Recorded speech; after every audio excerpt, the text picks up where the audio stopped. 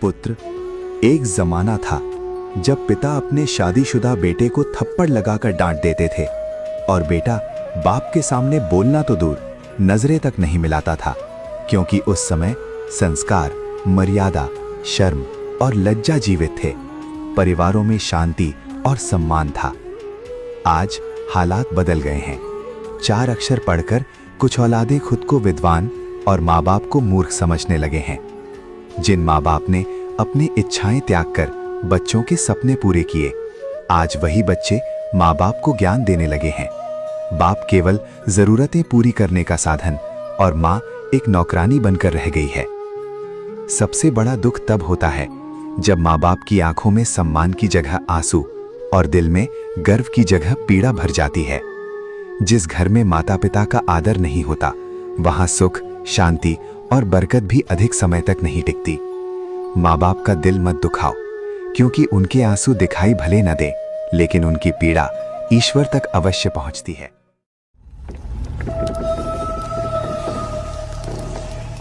कोई कितना भी तेज भाग ले, लेकिन शमशान घाट से आगे कोई नहीं जा सकता। सफर कितना भी वीआईपी क्यों ना हो, अंतिम स्टॉप सबका शमशान ही है।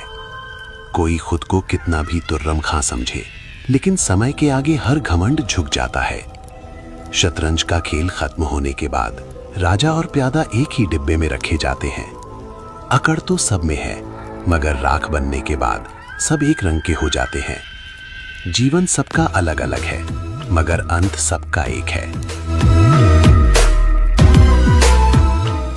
देखिए, ये है हमारे रीढ़ की हड्डी का निचला हिस्सा, और ये जो पीली रेखा आपको दिखाई दे रही है ना, ये है साइटिक नर्व, यानी हमारे शरीर की सबसे लंबी नस।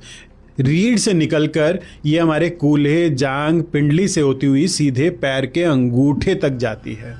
पर हमारी जीवन शैली, भारी वजन को गलत तरीके से उठाना, घंटों घंटों झुककर बैठना या फिर गलत पोस्चर में मोबाइल वगैरह चलाते रहना, ठंडी रूखी चीज़ों का अधिक प्रयोग करना, ये सब हमारे शरीर में वात दोष की वृद्धि करते हैं। दरअसल आयुर्वेद में इसे ग्रदसी कहा जाता है। जब शरीर में वात बढ़ता है तो रीढ़ के बीच की डिस्क यानी कुशन सूखने लगता है, दबने लगता है, और ये डिस्क जब अपनी जगह से खिसकती है तो सीधे साइटिक नर्व पर दबाव डालती है, और यहीं से प्रारंभ होता है वो दर्द जो कूल्हे से प्रारंभ होकर आपकी जांग, पिंडली और पैर के अंगूठे तक जाता है।